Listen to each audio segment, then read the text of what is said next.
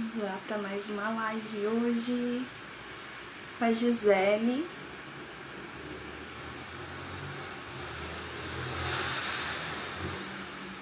Esperar o pessoal entrar. Arrumar minha juba. Olha, hoje ela tá mais arrumadinha, né, gente?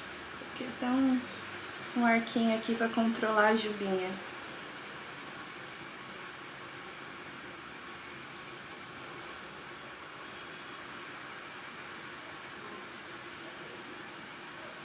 Vamos falar sobre a história do autismo. Também da análise do comportamento, né? Então, aplicada. Já vi o pai da Gi. Eu tô conhecendo todo mundo. Gente, eu tô um pouco dodói. Aqui. Chegou. Gente, ó, a Gisele chegou. Eu vou adicionar a Gi e depois a gente vai explicar que essa live vai ser um pouquinho diferente, tá bom?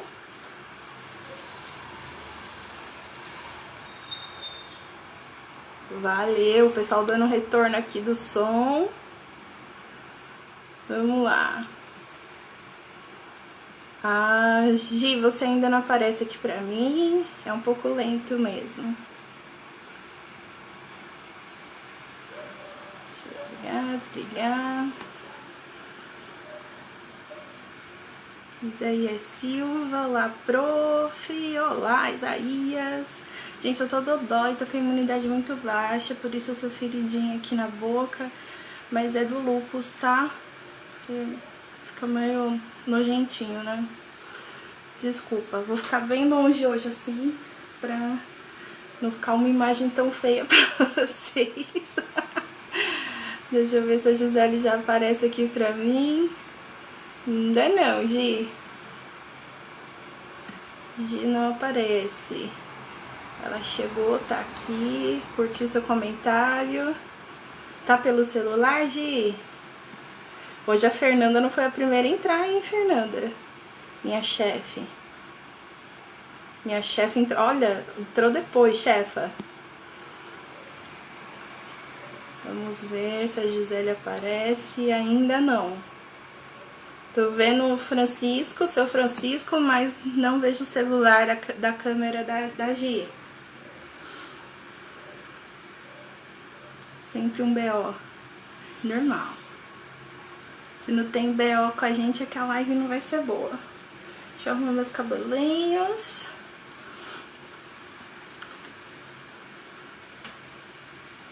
Ontem a gente não conseguiu fazer a live, né? Obedecendo e respeitando. Não vai ler no computador, não vai ver sua câmera, a menos que você consiga me convidar. Se você achar aí um boneco verde, aí o seu convite chega pra mim. Senão, não consigo te ver. Ai, gente, a gente até esquece essas coisas, né? De falar isso antes da live.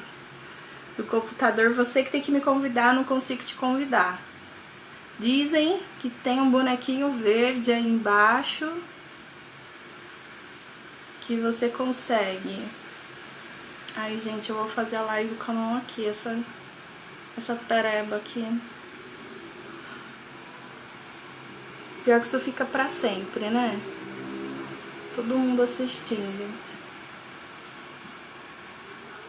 Não tô no computador ou está no computador? Ai, meu pai. Então entre e sai, Gi. Que o meu poder de interpretação hoje está bloqueado. Vamos ver. Entra na live, sai da live. Entre e sai, né? Já entrou, saia. E entre de novo. Eu vejo seu pai, mas não vejo você, ó. Agora, convidando, adicionando. Engraçado que na hora o seu era o primeiro a aparecer, tá vendo? Você já percebeu que o meu poder de interpretação... Oiê! Não vai dar pra usar o computador. Tem que ser outra coisa. Deixa. Tudo certo. Obrigada. Não como, não? Sei lá. Tá ruim como? Tá. Depois a gente vê. Desliga, fecha aí pra mim, por favor. Tá me vendo direito Pronto. Eu tô te vendo bem, e você? também, tá certinho. É porque na minha imagem total aqui só aparece metade de mim.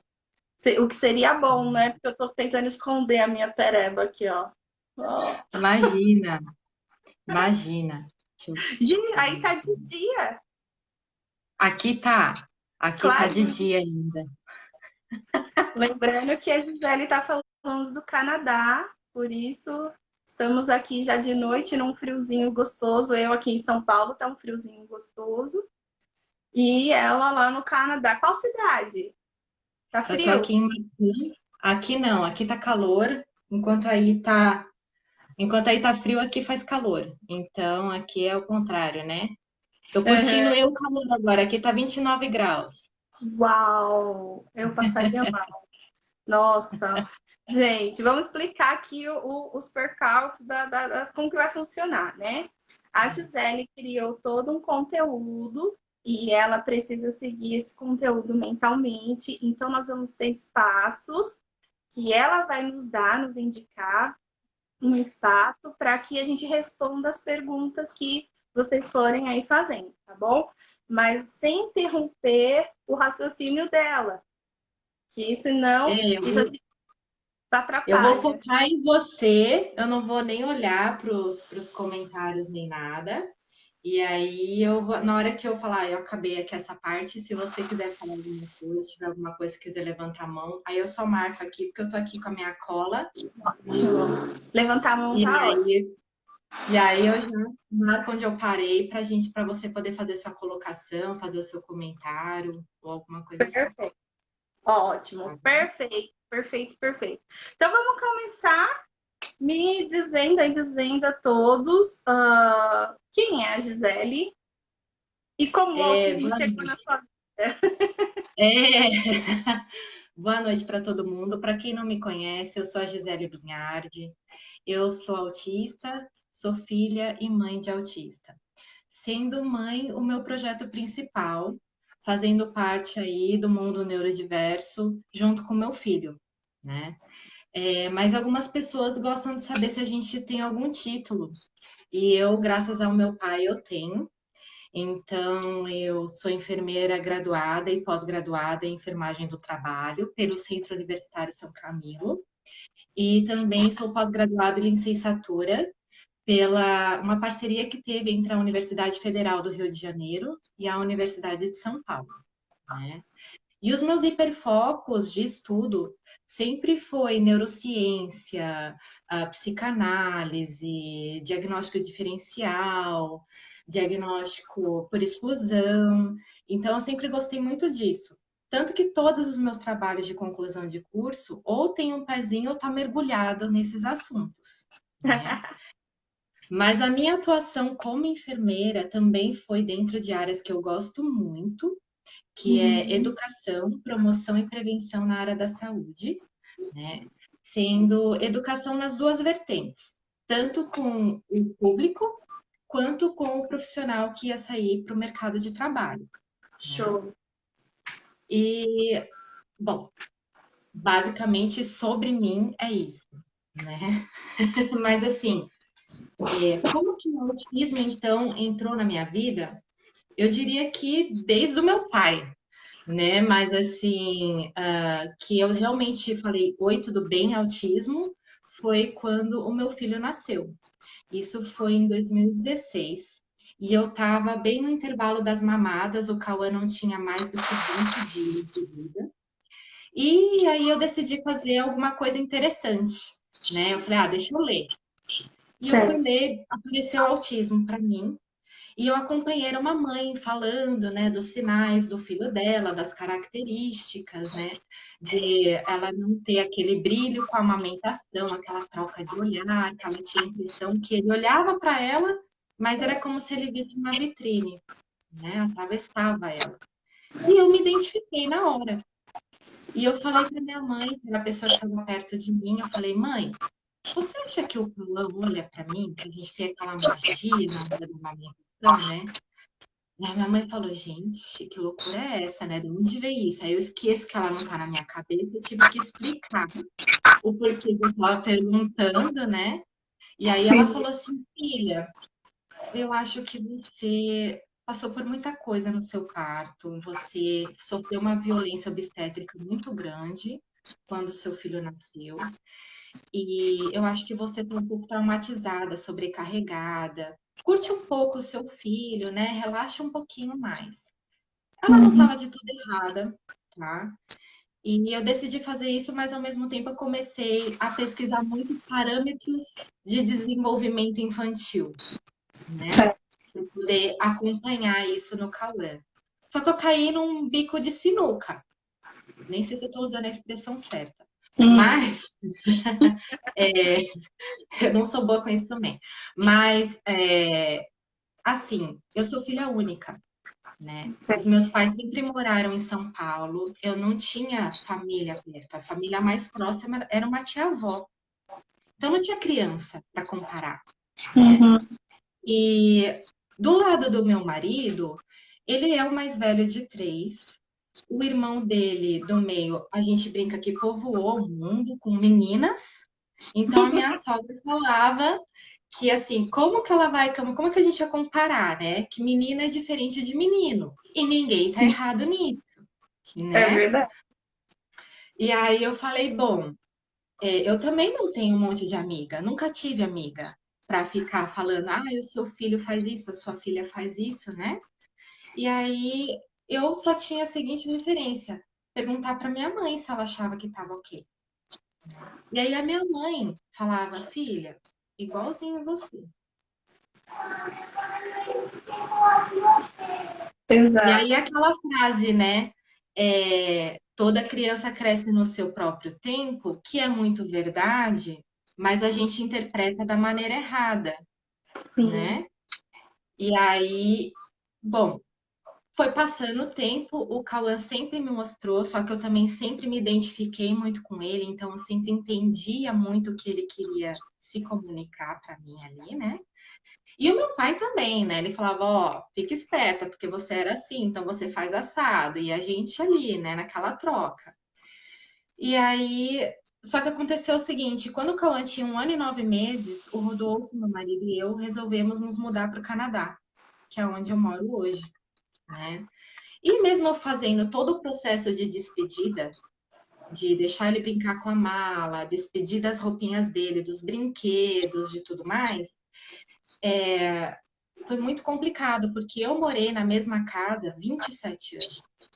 Então eu Uau. conhecia toda a vizinhança, eu conhecia todos os vizinhos. Cada pedacinho daquela casa eu sabia o que que era.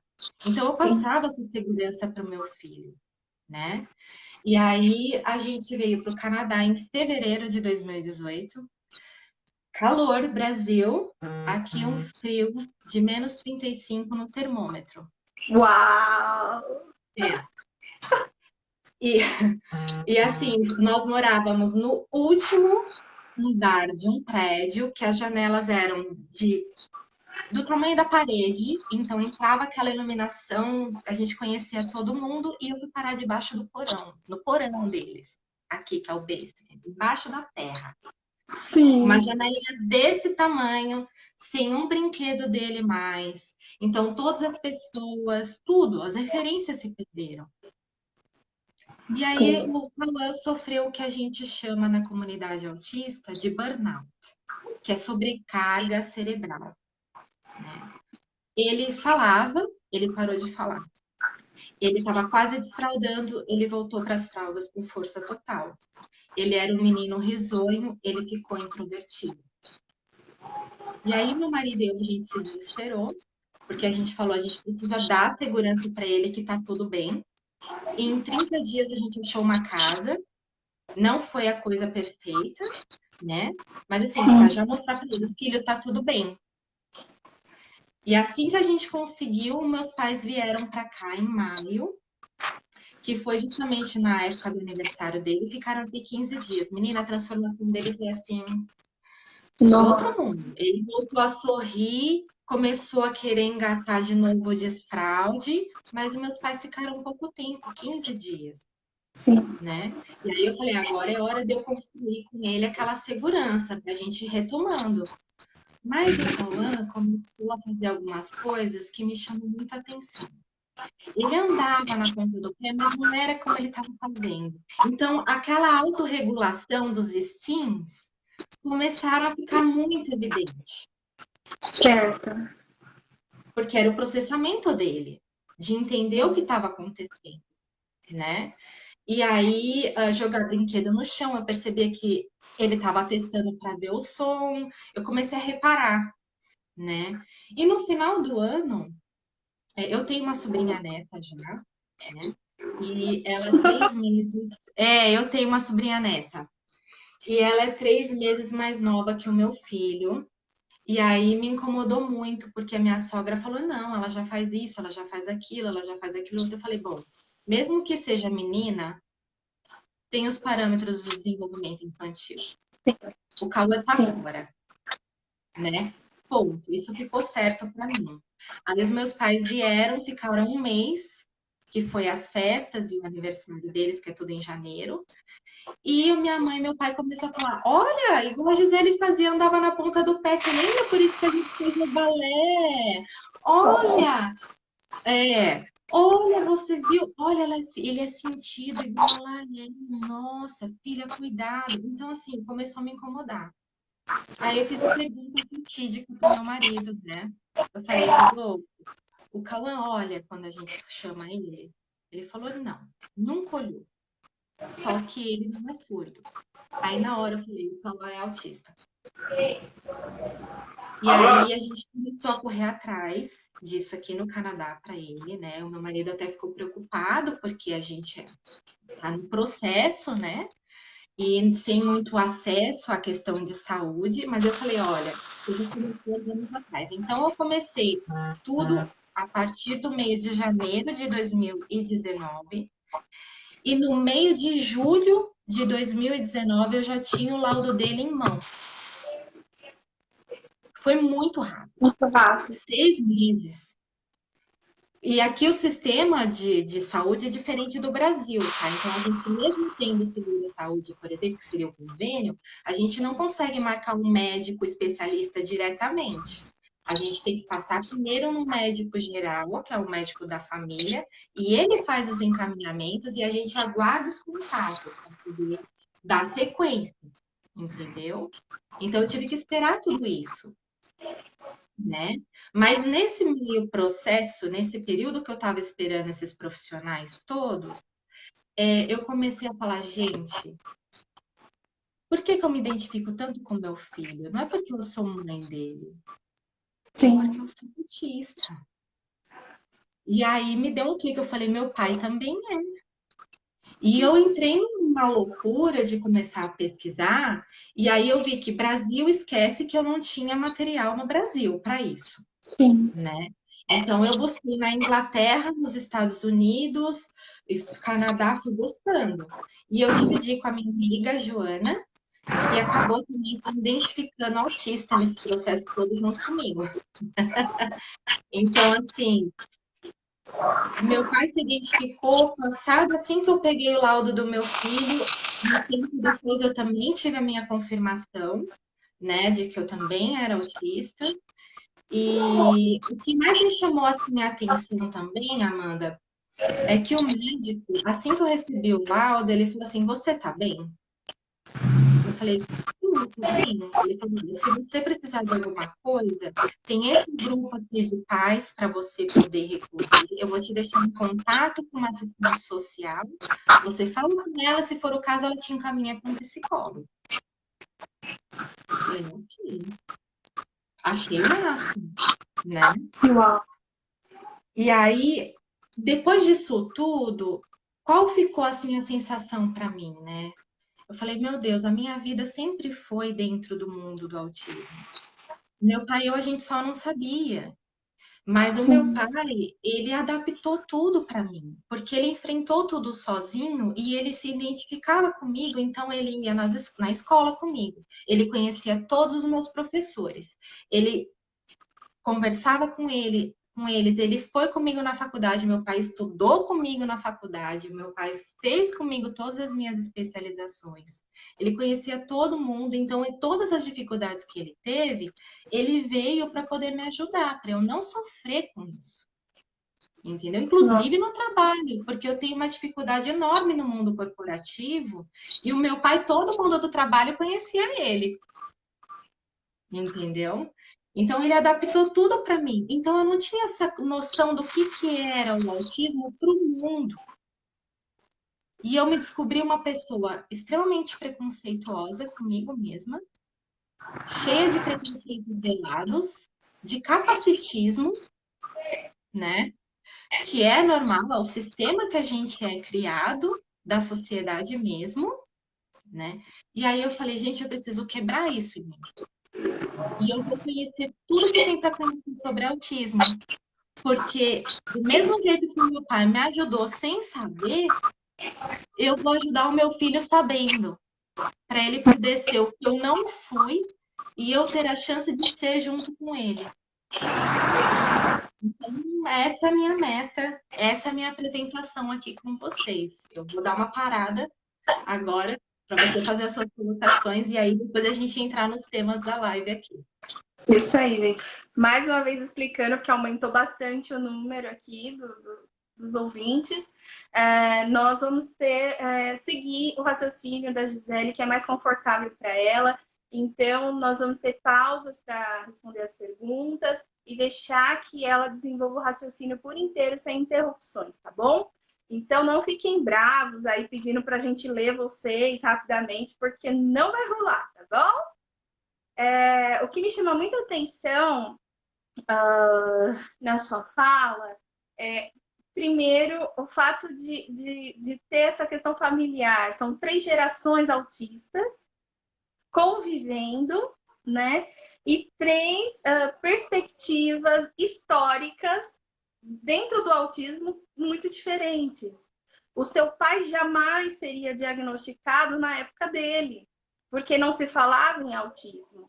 Você está com quantos anos, Gi? Eu tô com 33, vou completar 34. Eu tenho 32. Para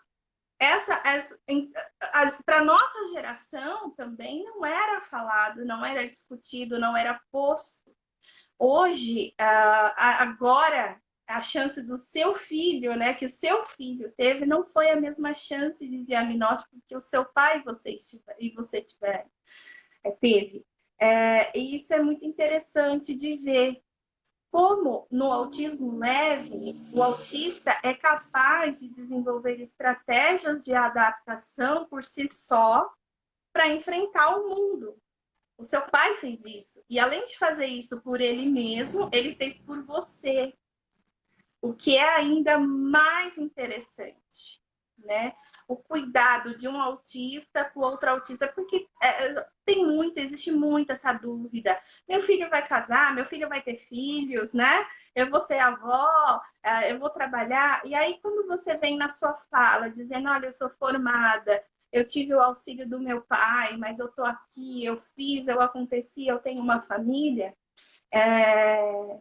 reafirma muito, assim, no meu interior, primeiro que não é só uma questão técnica para se tratar autismo, é também uma questão de sentimento, de envolvimento, de amor, de dedicação, que foi o que seu pai teve com você. Talvez se não fosse ele, você não teria tido a oportunidade de se desenvolver nas limitações que apresentava, né? Mas é muito interessante o processo de diagnóstico do Canadá para o Brasil, né? Então, você, além de ter sido muito rápido, tem aqui uma fala sobre diagnóstico. Então, aqui no Brasil é melhor pelo convênio, conseguimos passar. Aqui no Brasil, o diagnóstico é mais rápido quando se tem convênio, e pelo SUS, muito mais demorado, e ainda pela falta de especialização em reciclagem médica, é ainda mais difícil se ter. Agora, o que me encantou na sua fala foi assim, a corrente que eles viram, né? O serviço completo que te dedicaram. Então, você diagnosticou o seu filho, o médico olhou para você e pergunta: você está bem? Tem um É, assistente social à sua disposição? Tem um psicólogo à sua disposição? Porque fica muito jogado isso aqui no Brasil, de que só o autista precisa ser tratado, quando na verdade nós temos que tratar a família inteira. Tudo tem que ser visto, tudo tem que ser contemplado, porque senão é vazio. É vazio para a vida da criança e é vazio e não funcional para as famílias.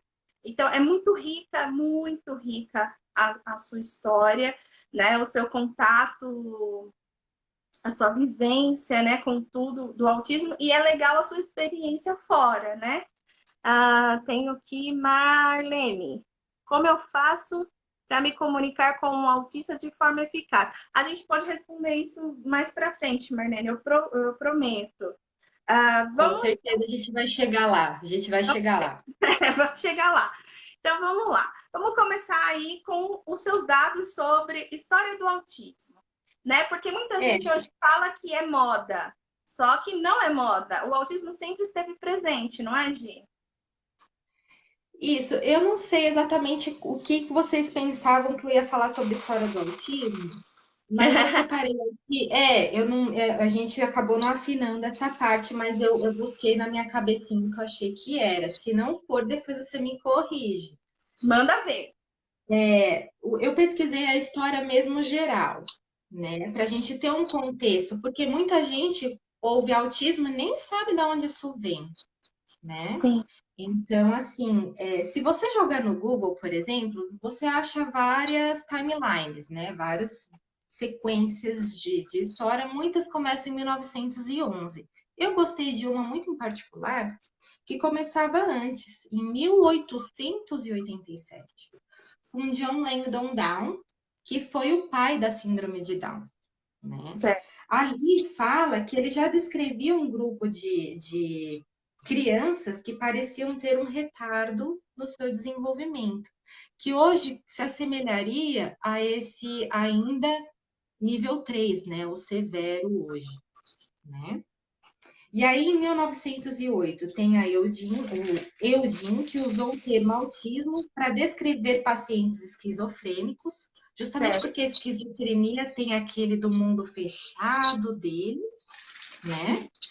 E em 1926, Grunha descreveu garotos com uma condição chamada desordem esquizofrênica de personalidade, que no fim vai virar a famosa síndrome de Asperger. Eu vou fazer uma pausa aqui, que eu quero que as pessoas entendam, né? Hoje em dia, existe aquela coisa de confundir esquizofrenia e autismo, ou então o autismo ter a esquizofrenia também ali presente, né? E isso se explica com uns estudos que tem, que falam que geneticamente os genes da esquizofrenia e do autismo estão ali, né? Sim, Andando lado são a lado, né? Infelizmente, eu acho que falta muito preparo dos profissionais para estar fazendo um diagnóstico diferencial de uma pessoa que tem o autismo e esquizofrenia e uma pessoa que seja apenas autista e uma pessoa que seja apenas esquizofrênica, né? Eu acho que ainda existe muita confusão. Eu já vi sim, relatos de pessoas dizendo que recebeu a coisa errada, né? E sofreram com isso, né? Porque fizeram tratamentos que não teve eficácia, né? Ou então, basicamente, autista, ele consegue identificar, sim, o mundo dele imaginário com o real. Ou seja, autista imagina, gente, tá bom? Nós não somos nenhum robozinho, né? A gente tem imaginação. E aí, em 1943, surgiu o Léo Kenner, que publicou um estudo em que descrevia 11 crianças extremamente inteligentes, mas que gostavam de ficar sozinhas e que tinham uma certa obsessão e insistência pela mesmice. No ano seguinte, 44, ele descreveu essa condição como autismo infantil ou autismo dos primeiros anos, né? Nessa mesma época, junto com ele, surgiu o Hans Asperger, né, bem famoso aí, que publicou um estudo com 4 garotos com talentos especiais, porém com falta ou baixa empatia, tá? Baixa habilidade em fazer amizades, um único lado de conversação, ou seja, eles não têm essa dinâmica dos turnos para um diálogo, né? Uma elevada absorção de conhecimento e aprendizagem, o que os interessava, e eles eram extremamente estabanados. Ele acabou dando nome nisso de psicopatia autística, o que é uma tristeza, porque psicopatia foi justamente pela falta de empatia que ele encontrou ali, né? Então, o psicopata, ele não tem essa empatia, ele não sente pelos outros, né? E eu vou também fazer mais uma pausa aqui, porque essa época da Segunda Guerra Mundial, não que a gente já não tivesse eugenia, né? Sim. Não que a gente já não tivesse supremacia branca, não é verdade? E não que a mulher, desde sempre, já não fosse apenas para parir, né? Mulher ficar doente ou ter qualquer coisa nunca foi o forte da mulher, não, na história. Uhum. Mas nessa época marcou muito, porque Hans Asperger, ele foi um médico coronel de Hitler. E foi ele que colocou muitas crianças em câmara de gás. Tudo aquilo que não prestava, ele colocou para morrer, tá? Da pesquisa dele. Sim. E foi aqui que se iniciou essas ideias de pesquisa genética, identificar os genes, porque eles queriam fazer a raça ariana, né, da supremacia ariana. Então, eles queriam pegar o que era de melhor aqui, para ver se eles conseguiam reproduzir essa raça, implantando embriões geneticamente modificados em mulheres. E em cima dessa ideia toda de Kenner e Asperger, surgiu um estudo para poder verificar a neuroanatomia cerebral entre homens e mulheres. Aí se identificou que mulheres, elas têm essa empatia maior com o outro, elas fluem melhor no ambiente. Sim. Já os homens são mais sistemáticos. Então, eles acreditavam que isso acontecia devido à exposição do embrião, né, do feto, àquela quantidade elevada de testosterona na época, no período pré-natal. Né? Por isso que ocasionou a defesa da ideia que a pessoa autista apresentava um funcionamento cerebral extremamente sistematizante, mesmo porque acreditava-se que o quê? Só homens. Sim. Né? E por incrível que pareça, esse tipo de trabalho aqui que eu estou falando para você, que eu estou citando, ele foi publicado na Cielo em 2008. 2008. Sim. O negócio é surreal. E assim, né? Bom, Segunda Guerra acabou, 1952 surgiu o primeiro DSM, que é o Manual de Diagnóstico e Estatístico de Transtornos Mentais, para quem não sabe, tá? E categorizou o autismo dentro de esquizofrenia na infância ou esquizofrenia infantil. Sim. Ainda tinha essa conexão. Aí a gente vai voltar a falar de autismo, veja o intervalo de tempo, só em 1980 de novo. E foi com o terceiro DSM, que caracterizou o autismo infantil finalmente separado da esquizofrenia, né? E até como observação no ano seguinte da Lorna Wang, porque a psiquiatria já havia entendido que o autismo não tinha nada a ver com psicopatia, mas a gente ainda carregava esse estigma. Sim. Carregava não, carregamos. Carrega. Né? Carregamos. E aí ela falou assim, só para não haver muita confusão, porque o estrago já estava feito, né? Vamos tirar a psicopatia e deixar como síndrome de Asperger. Então, em 87, eles fizeram uma revisão desse DSM para, de novo, recategorizar o autismo infantil dentro de Autism Disorder, que seria desordem do autismo, né? E só em 93, Ela falou em 81, em 80 foi DSM-3, 87 a gente teve a revisão e só em 93 é que eles colocaram a síndrome de Asperger no CID-10, que é a classificação internacional de doenças. Olha isso, né?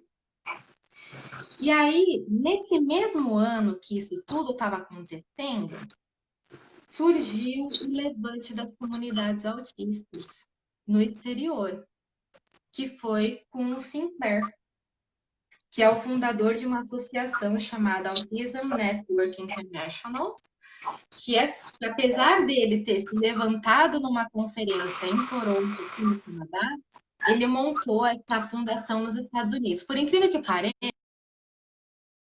essa comunidade autista aqui no Canadá. Por incrível que pareça. Né? E ele publicou um ensaio online dizendo: não chorem por nós. Porque, assim, a gente reconhece que o ativismo do autismo, dos anos 60 até os anos 90, foi muito dos pais. Dos pais querendo dizer: olha, meu filho está aqui, ele faz parte da sociedade, ele merece ser reconhecido, olha o meu sofrimento, atende a gente, cuida da gente, né? Mas o problema dos autistas com os pais é o lado do luto. É o dizer, eu tenho orgulho do meu filho, mas não tenho orgulho do autismo. Quando, na verdade, essa imagem é porque o autismo é visto como doença. Mas é a nossa identidade. E como a gente é, não separa da gente. Né? Bom, esse levante foi em 93 do lado de fora. O autismo teve o seu ativismo majoritariamente pelos pais até esse momento e pela Temple Grandin, que apareceu aí também para poder falar. Tenho uma admiração enorme por essa mulher. Em 2016 foi quando aconteceu esse levante no Brasil. Né? Então, fora foi em 93, em 2016 foi no Brasil, em Fortaleza, no Encontro Brasileiro de Pessoas Autistas, que foi o primeiro evento do país, né? Coordenado e organizado por autistas com palestrantes autistas. Bárbara. Nós temos, inclusive, a Abraça, que é uma associação também coordenada por autistas aí no Brasil. Fez palestra, é super legal. Vale muito a pena seguir. Aliás, várias coisas. Depois eu deixo aqui tudo escrito. Só rebobinando um pouquinho a fita para a gente terminar essa parte dos DSMs, tá? Em 2013, mesmo com toda essa atenção, né, que já começou aí da comunidade autista, com o pai, política pública e tudo mais, o DSM-5, que foi elaborado em 2013, o grupo de trabalho dele, os editores dele, contou com a participação de autistas. Eu não sei se todo mundo sabia disso, mas contou com a participação de autistas para poder elaborar e aprovar o termo transtorno do espectro autista como nova definição, né, de uma forma mais abrangente para falar do autismo. Né? E aí, esse DSM, então, ele separa em duas grandes áreas. Comunicação, que envolve linguagem e fala, e a segunda área, que é déficit, para quem não sabe, é tudo que é perda, e os comportamentos repetitivos ou estereotipados. E já desde 2019 começou a ser apresentado para os profissionais da área da saúde o CID-11, que vai entrar em vigor em 2022, né? Então, o CID-11 também é uma forma de facilitar um pouco mais essa questão do diagnóstico e vai cair por terra os graus. Então, grau 1, 2 e 3 acabou. Agora, o que vai ser avaliado é a presença ou ausência de linguagem, né? E a presença ou ausência de deficiência intelectual. Claro que tudo seguindo conforme o DSM-5 orienta, né? Para você poder preencher, e ali tem as descrições dentro do CID-11, qual que é o número e a letra para a pessoa conseguir ir atrás dos recursos, né? Dos direitos dela. Mas a gente está em polvorosa, porque finalmente vai cair os graus, e aí o um vai deixar de ser preguiçoso, o 3 vai deixar de ser aquele que não tem talento, e o 2 também vai parar de ficar no limbo, que é a nossa cabeça, assim que funciona, né? Então, eu encerrei essa parte, Amanda. Desculpa, eu sei que sou prolixa demais, mas eu encerrei. Tá, não, tá ótimo, né? Mais uma vez, porque aumentou ainda o nosso número aqui de visualizações. Nós estamos seguindo por tópicos, de acordo com a necessidade da Gisele em falar o que ela está pensando, e então a gente interage com ela, tá bom? Para que não haja interrupções e ela não se perca no pensamento dela. Ah, esse apanhado histórico, ele é muito interessante, e quem não conhece, está conhecendo agora, fica de boca aberta, mas como assim autismo era esquizofrenia? Mas como assim autismo era psicopatia?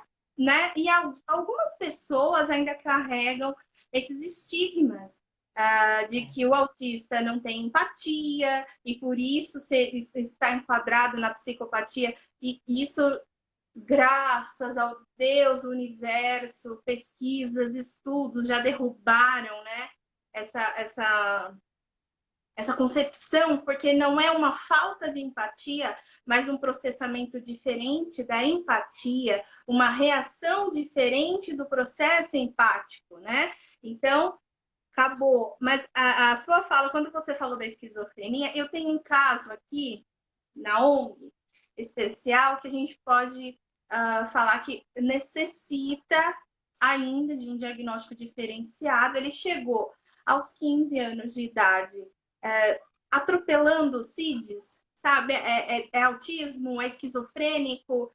Quando você recebe aquele monte de relatório de um monte de médicos, de neurologista, de psiquiatra. Então, o último, né? A última hipótese que nós estamos trabalhando é que ele tem um grau leve de autismo e segue com um quadro de esquizofrenia. Só que aos 15 anos de idade é muito complicado você diagnosticar esquizofrenia. Não é comum você diagnosticar esquizofrenia nessa idade. E aí você me lembrou na sua fala a necessidade de que realmente haja profissionais que saibam fazer o diagnóstico diferenciado daquele que é esquizofrênico, ponto. Daquele que é autista e esquizofrênico, ponto. Né? Aquele que é autista. E aí eu acrescento a psicose. Quando você me fala de imaginação, nós temos um perfil autístico de autistas que têm dificuldade com a imaginação e de autistas que não têm dificuldades com a imaginação, e um terceiro grupo de autistas que às vezes ficam presos a um processo de imaginação. E esses dias eu estava assistindo uma série de comédia chamada Community. E um dos personagens é autista, e ele é um autista que carrega a característica de ter muita imaginação. E muitas pessoas vieram me perguntar, assim, horrorizadas, mas como eles fazem isso? Isso faz parte do humor, né? A série está relatando esse personagem assim, porque autista não tem imaginação, ele não sabe brincar dessa forma. E aí você é obrigado a dizer que não, não é assim. O autista sabe, né? Alguns autistas conseguem ainda ficar presos. Agora, dentro desse quadro, Gi, aqui, e eu vou dizer para você aqui no Brasil, e relatando este caso dessa criança que eu tenho aqui, nós temos essa dificuldade de ter profissionais que vejam o autismo e o quadro psicótico. Porque acontece, gente, algumas crianças autistas, adolescentes, algumas pessoas apresentam um quadro de psicose que não precisa necessariamente ser esquizofrenia, pode ser um quadro orgânico, né? Então, tudo que você foi falando, eu também fiquei pensando, e dá uma tristeza, porque a gente percebe o quanto demora, né? É. É, de uma construção teórica, de uma elevação teórica para outra, o quanto é demorado e o quanto demora para a gente, para a informação científica chegar no consultório e o consultório chegar para o senso comum. E a gente exatamente. tem que trabalhar para diminuir essas distâncias, diminuir pelo menos a velocidade com que a informação possa chegar para que a gente trabalhe aí, né, de alguma forma. Eu fiz umas anotações aqui. Tá, me lembrou, você falou da Temple, né? Eu acho que todo mundo tem carinho pela Temple. Foi uma das primeiras autistas a dar a cara a tapa para falar por si só sobre o que era autismo, né? Para ser É. ouvida a A Temple. única diferença dela é que ela falou sem montar uma noção de comunidade. Ela começou a representar e, obviamente, a representatividade dela deu força para que outros pudessem se levantar e fazer esse censo da comunidade autista, né? Mas óbvio que a representação dela é igual qualquer um, né? Você se vê ali. Então É, aquilo te dá uma outra bagagem, né? total. E ainda na época da Temple, ela foi enquadrada como esquizofrênica. E aquele famoso chute freudiano de que as pessoas autistas eram daquela maneira porque a mãe não dava carinho, Ah, mãe atenção. geladeira. Ah, Lembra dessa? a mãe Destruíram geladeira. as mães, né? As mães eram as culpadas pelo autismo. Gente, foi muita coisa. As pessoas sofreram muito para a gente chegar nessa conversa que eu e a Gisele estamos tendo com vocês aí. Até este momento da história, pessoas sofreram, pessoas morreram, como você colocou no nazismo, pessoas autistas morreram, pessoas autistas foram colocadas em manicômios. Crianças Sim, autistas eram tratadas em manicômios, levavam choques elétricos, usavam camisa de força, foram vamos chegar roubadas. lá, porque eu vou cutucar tudo hoje. Opa, então Vamos peraí, lá. vou me cortar. Vamos lá, vai, segue. Deixa eu ver se tem pergunta aqui. Vamos lá. É, Enquanto você vê a pergunta, eu só vou fazer um ponto, porque eu acho que cabe melhor do que onde eu ia falar. A gente está falando de empatia, né? E os neurônios espelhos, na verdade, eles foram descobertos por um acaso em 1994, numa pesquisa, né, que estava tendo com macacos numa universidade. Então, só em 1995 é que pôde-se fazer uma primeira descrição da teoria da mente, que está conectado do se colocar no lugar do outro com a flexibilização.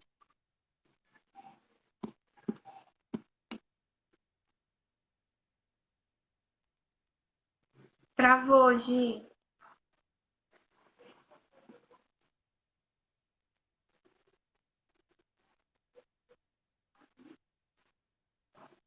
Travou, gente, bem no neurônio espelho. Travou para vocês também? Me fala aí, se é só para mim.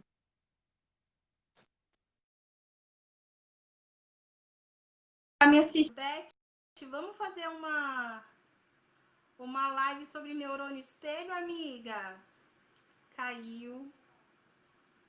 Beth Fernandes já sendo recrutada. Gente, essa pereba tá horrível, né? Desculpa, eu tô doentinha. A minha imunidade está muito baixa, eu estou completamente suscetível ao coronavírus essa semana. Tô com medo, mas tô quietinha aqui, tocada dentro de casa. Marlene, a live vai ficar gravada aí no Facebook. Depois eu coloco também no YouTube. Fica tranquila, você não vai perder o conteúdo, não, tá? E Beth, bora falar de neurônios? Bora lá, Beth. Tô esperando você falar que sim, que não aqui. Eu chamo ela pras lives ao vivo, gente, pra ela não ter como fugir de mim. Brincadeira, né? Elizabeth Fernandes, uma querida coordenadora da APRAESP da Unidade de Autismo. Tomara que a Gi esteja bem. Seu Francisco tá aqui.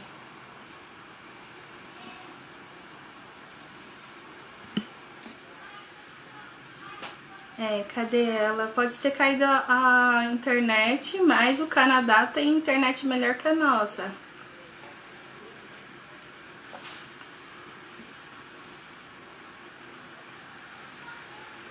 Muito conteúdo bom.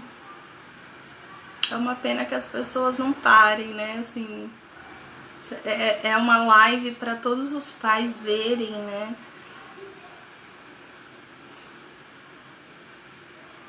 Assim, diminuiria. Tô aqui, ó. A Gi voltou, ó. Gi voltou.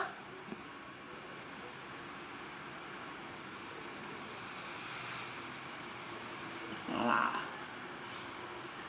Tá voltando, gente.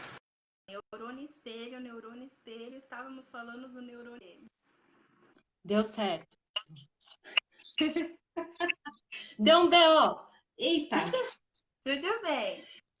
Eu só estava falando dos neurônios espelhos, né?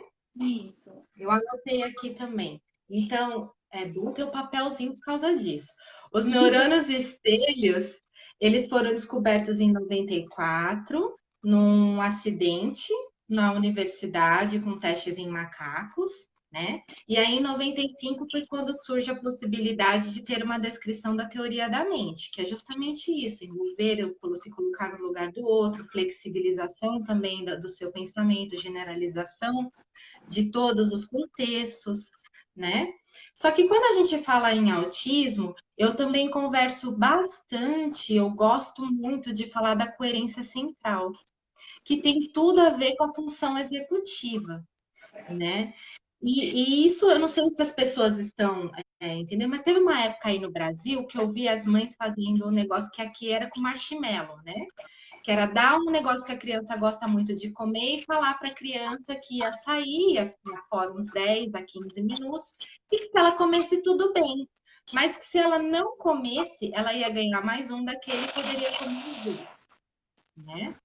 Então, a coerência central, como ela está ligada com essa questão do planejamento, da organização da estratégia, também envolve, casa junto com a teoria da mente.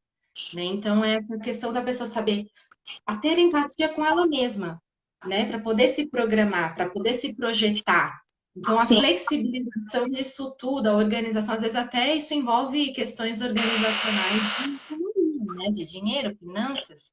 E esse teste que fizeram com o Marshmallow, eles acompanharam essas pessoas 40 anos depois, para poder ver como que elas estavam. As crianças que esperaram, conseguiram esperar para ganhar o segundo, elas estavam, inclusive, em melhores posições financeiras, em tudo na vida. Em tudo que as outras que comeram, que não conseguiram segurar, não estavam tão bem quanto elas. Justamente por causa da questão do planejamento da estratégia, que tem conexão também com a teoria da mente. Eu acho bárbaro, né? Sim. E só para encerrar, quando falam que um autista não tem imaginação, eu já falo logo do autor da Alice no País das Maravilhas, que era autista. Então a gente tem de tudo. A Alice também é descrita como esquizofrênica, né? Exato. Pronto, me divirto com isso, gente. Eu não falo mais, acabei. Vamos ver as dúvidas do pessoal.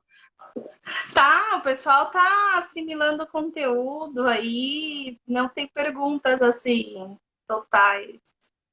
A Beth está falando sobre diagnóstico diferencial, né, que é bem pouco falado.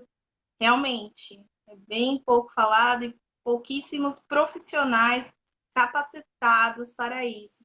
Mas tem uma pessoa aqui em cima, lá em cima, aqui, acho que foi Beatriz Claudiano, que está falando que era casada e tem uma filha, isso interessante. Tive meu filho autista e acabei percebendo que meu esposo tinha características do autismo. Isso é muito comum, gente.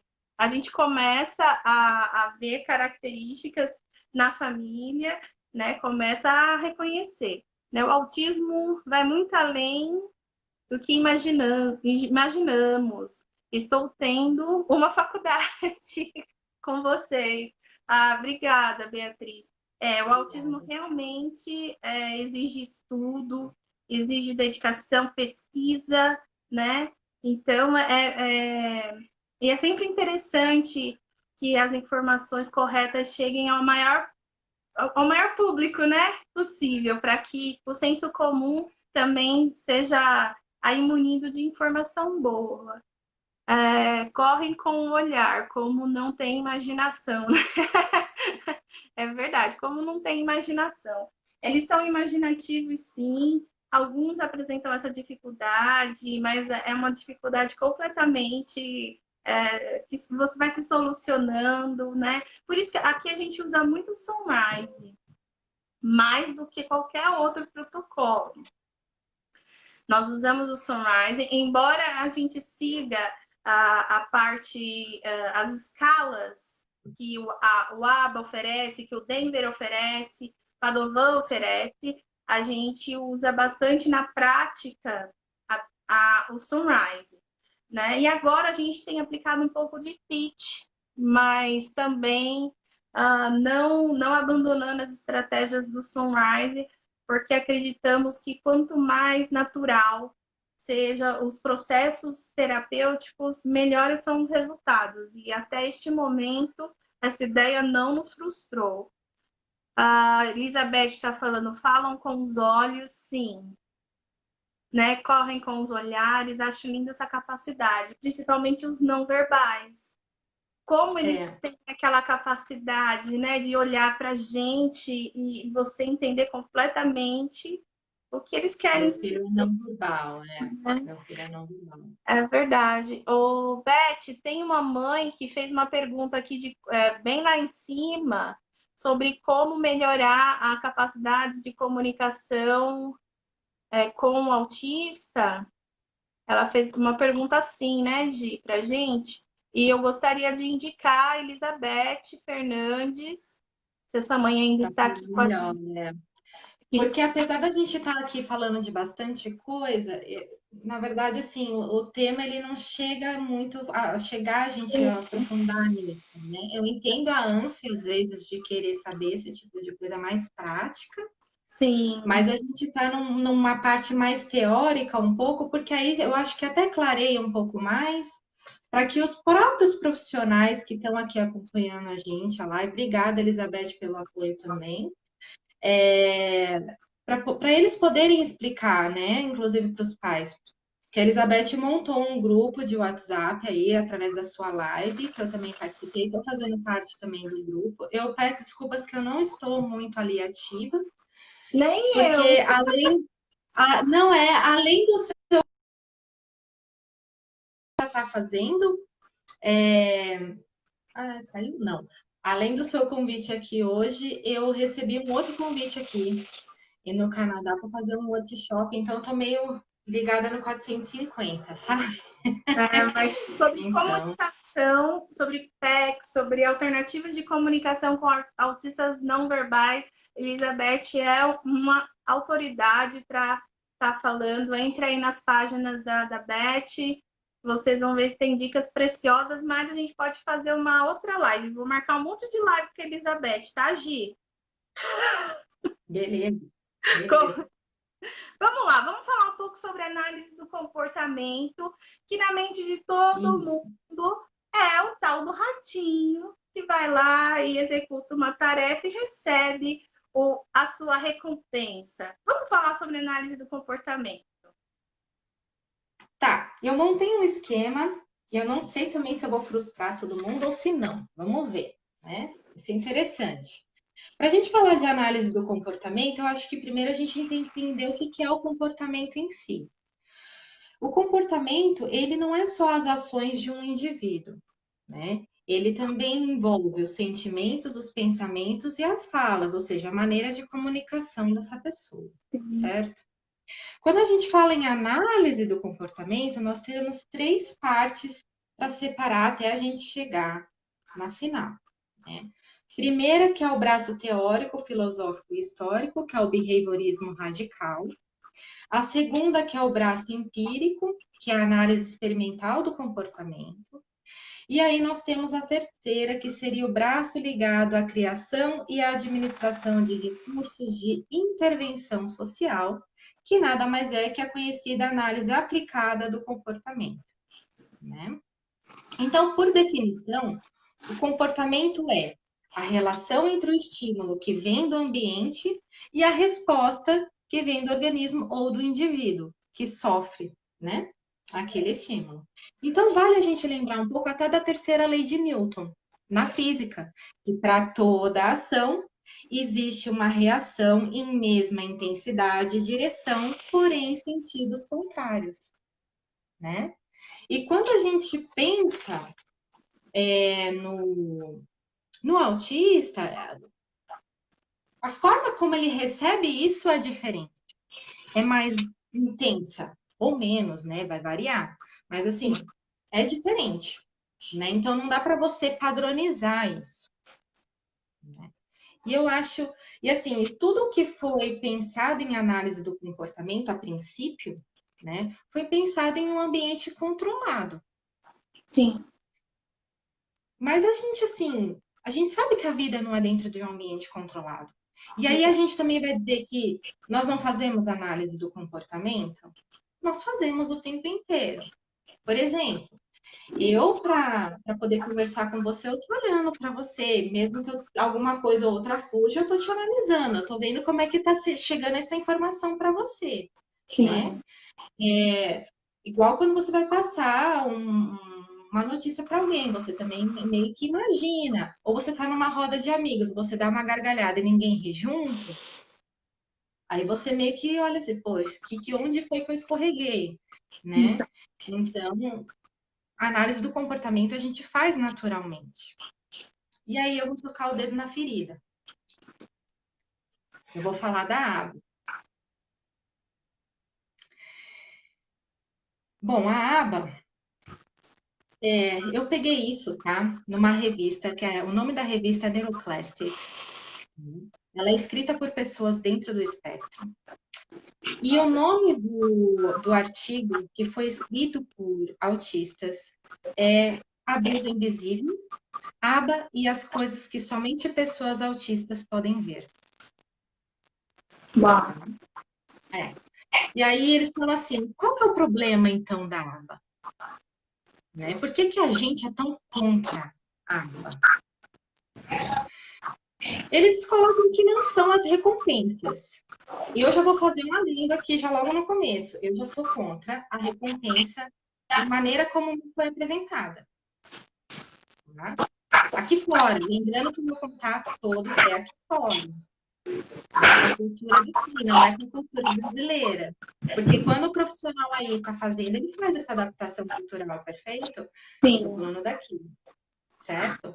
Então, assim, eu já vi aqui relatos de autistas em páginas nos Estados Unidos, pessoas que tentaram o suicídio porque tudo que eles gostavam era usado como recompensa para que eles fizessem alguma coisa. Então, eles perderam o gosto de gostar.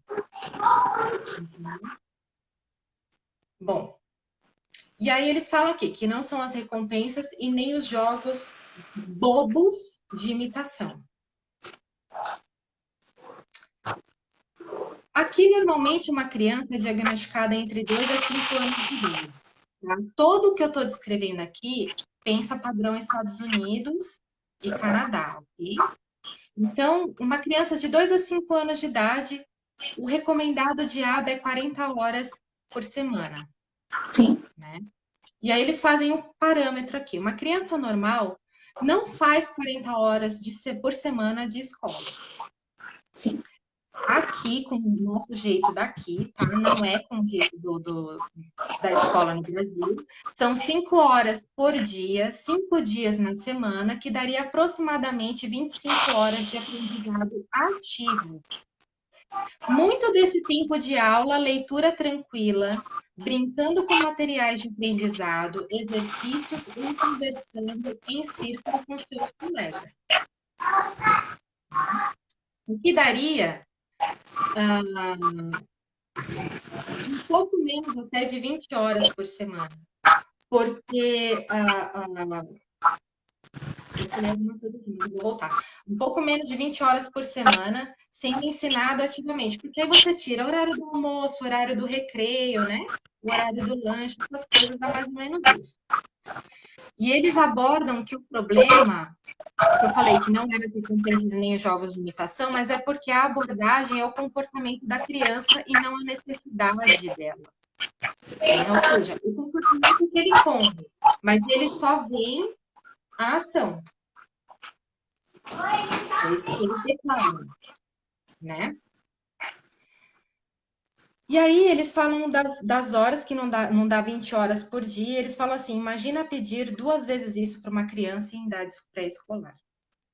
ABA foi criado para ignorar quaisquer protestos que a criança possa fazer, não foi projetado para considerar sentimentos ou necessidades emocionais da criança, e eles recomendam aqui, inclusive, que você acesse sites e verá que o foco é apenas o comportamento.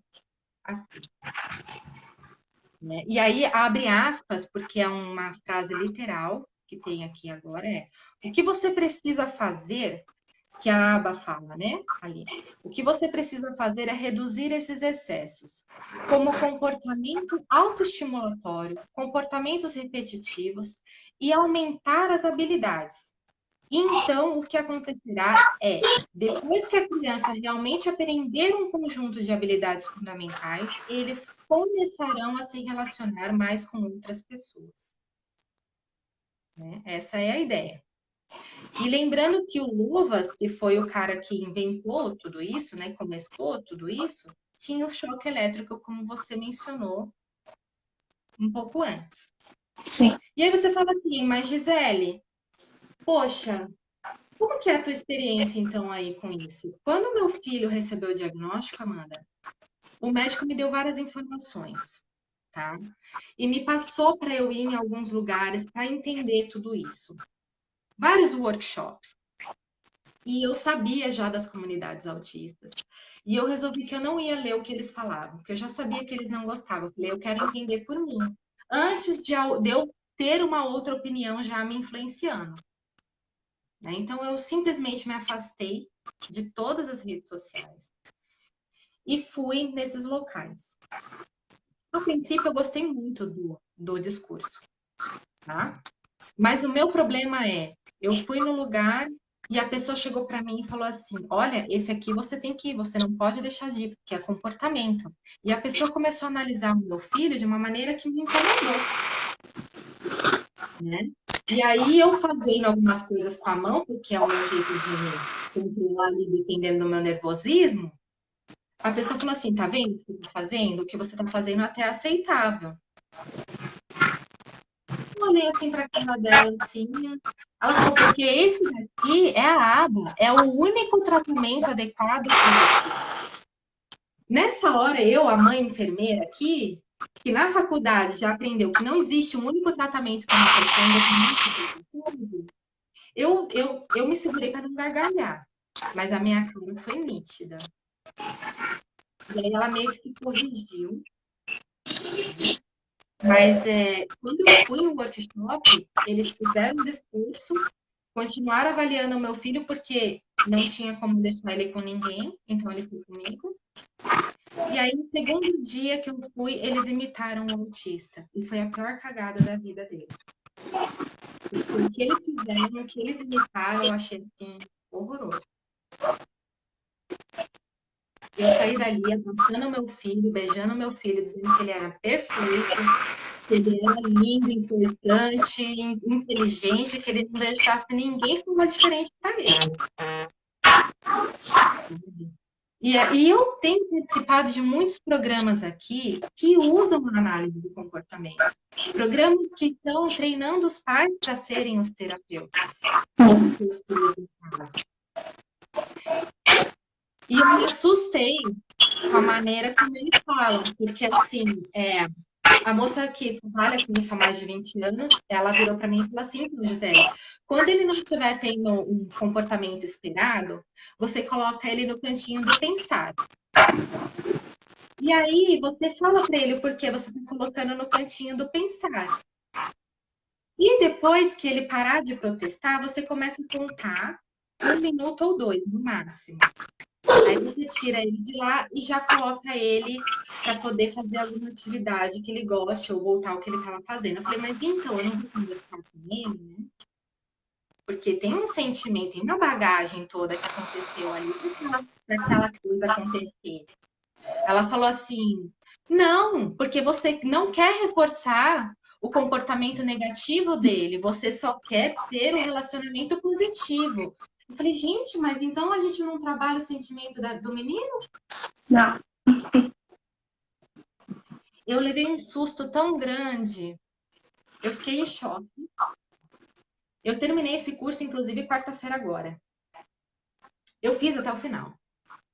E eu não vou dizer para você que as estratégias que eles passaram são ruins. Sim. Mas a maneira como isso é aplicado é completamente controverso na minha cabeça. Sabe assim? E aí eu adaptei, porque eu tinha lá as liçõezinhas para fazer, e eu coloquei algumas estratégias em práticas, porque eu achei super legal. Eu falei: "Olha, finalmente eu tô entendendo o negócio, né? Vamos lá, vamos lá". E aí eu adaptei. Porque na hora que eu coloquei meu filho no cantinho do pensar, eu também me pus no cantinho do pensar. Então, nós dois estávamos no cantinho do pensar. E eu falei: "Você vai me ver e eu vou te ver, mas eu preciso me acalmar também. Porque eu não estou conseguindo te entender. E a gente só vai sair quando nós dois estivermos bem". Amanda, ele me entendeu. Ele me respeitou. Eu respeitei meu filho. A Sim. gente teve uma troca. Quer dizer, uma criança, ela não é só aquele comportamento vazio que eles falam. Sim. É ver o autista. Ai, eu vou usar um termo horrível, mas meu primeiro contato com a aba, e também me emociona, eu passei mal. Eu passei muito mal, eu fui avaliar uma aplicação e era um autista moderado a severo, não verbal, em um processo de alfabetização, e a cada hora que ela mostrava a figura, a letra, né, a imagem, ele tinha que dar a resposta. Se ele não desse a resposta, ela tirava um objeto que ele gostava, né, como um objeto de relaxamento como o seu, de perto dele, e aí, quando ele acertava, ela dava um MM. E eu fiquei assistindo aquilo por praticamente 1 hora, e eu saí da sala, eu lembro, eu sou muito emotiva, eu chorei, e eu falei: eu não vou fazer isso. Não foi para isso que eu estudei, não é para isso que eu tô aqui. E, e aí eu fui atrás de outras alternativas. Foi quando eu vi o Denver, foi quando eu tive contato com o Sunrise, foi quando eu tive contato com outros profissionais que tinham um olhar de maior adaptação dos métodos. Porque é o que você falou agora. Não é que tudo é ruim, não é. São descobertas científicas. É o único método científico, né? Todo mundo adora falar essa frase. O ABA é É o o único método cientificamente comprovado. Não é. E não é. Mas eu, nessa ocasião de treino, eu lembro de ter falado para aquela aplicadora e ter usado esse termo de que aquela criança não era um cachorrinho e de que ela Exato. não estava treinando um cachorro e que ela não deveria agir daquela forma. E aí ela veio e falou um monte de coisa para Um mim, monte. falou, e eu lembro de sair dali e falar com alguns colegas de que eu não, eu ia terminar o curso, mas eu não ia fazer aquilo, porque a subjetividade da criança deve ser respeitada. Existe um sentimento, isso que você está falando, de você valorizar a subjetividade daquela ação, a emoção, o processo todo. Você não pode olhar só o comportamento. E hoje se Exato. classifica como um bom resultado, a criança dá tchau, é mecânico.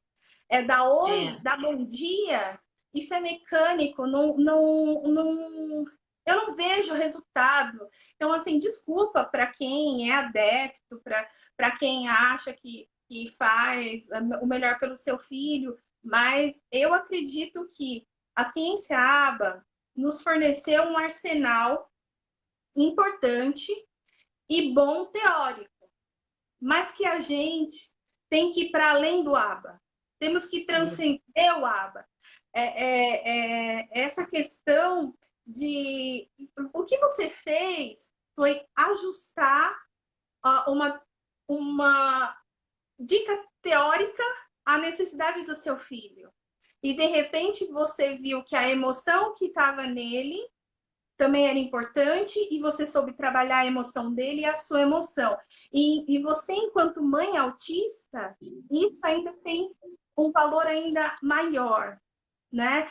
Antes que eu comece a chorar, eu vou só dar uma lida aqui no pessoal.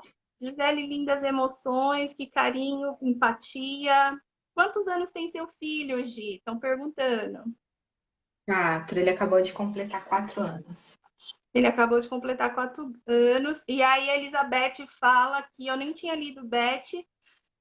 O grande problema é a inflexibilidade do método. Devemos considerar a dinâmica vivida, criar adaptações gradativas para o apoio do desenvolvimento da pessoa com autismo. Beth, eu te amo. Nós chamamos. É isso. É Isso. flexibilizar, é personalizar, é enxergar a estratégia de cada um deles e aplicar o que é necessário para eles. Eles não têm que ser igual ao neurotípico. Não existe Isso. isso. Não Quem existe isso. decidiu que a minha forma, eu sou neurotípica, você é autista. Quem decidiu que a minha forma de viver é melhor que a sua? Quem foi que disse isso? Eu queria entender, sabe? Então, assim, não é justo.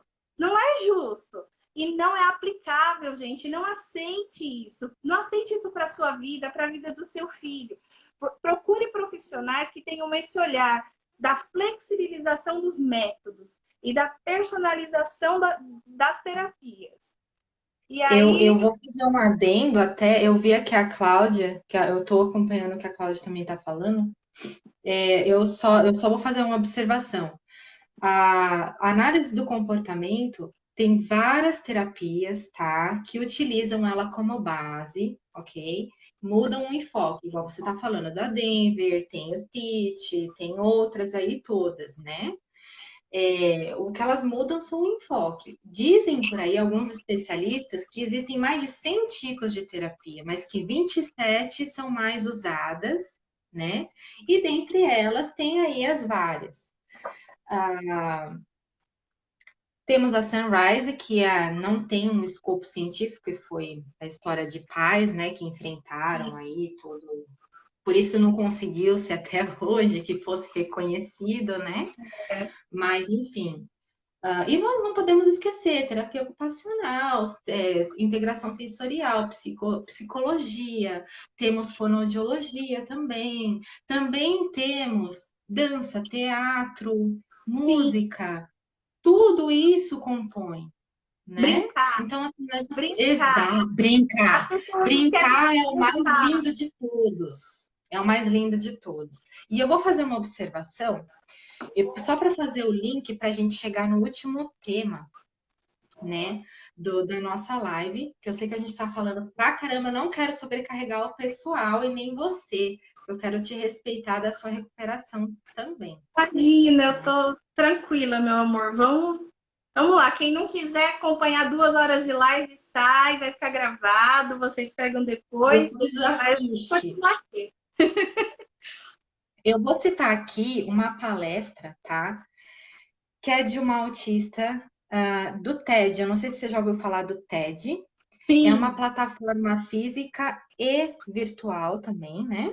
Que dá para, inclusive, a galera baixar aí no celular, no computador. É bem legal, tem vários temas de todos os tipos, e óbvio que tem o autismo, com mulheres autistas falando de autismo, que é a coisa mais linda que tem.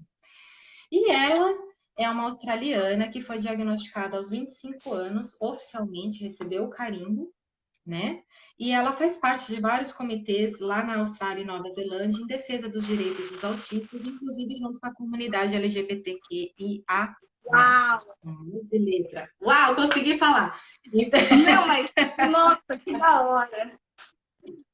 e ela começa a palestra dela, que é bem curtinha, 13 minutos e 21 segundos, falando o seguinte: no começo, quando disseram que a Terra não era plana, mas redonda, riram, debocharam.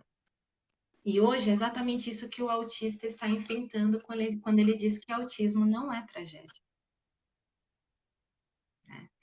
E aí ela falou assim que assim que ela recebeu o laudo dela, ela por conta própria decidiu fazer uma pesquisa ali para poder ver onde é que estava sendo enfiado o dinheiro, né?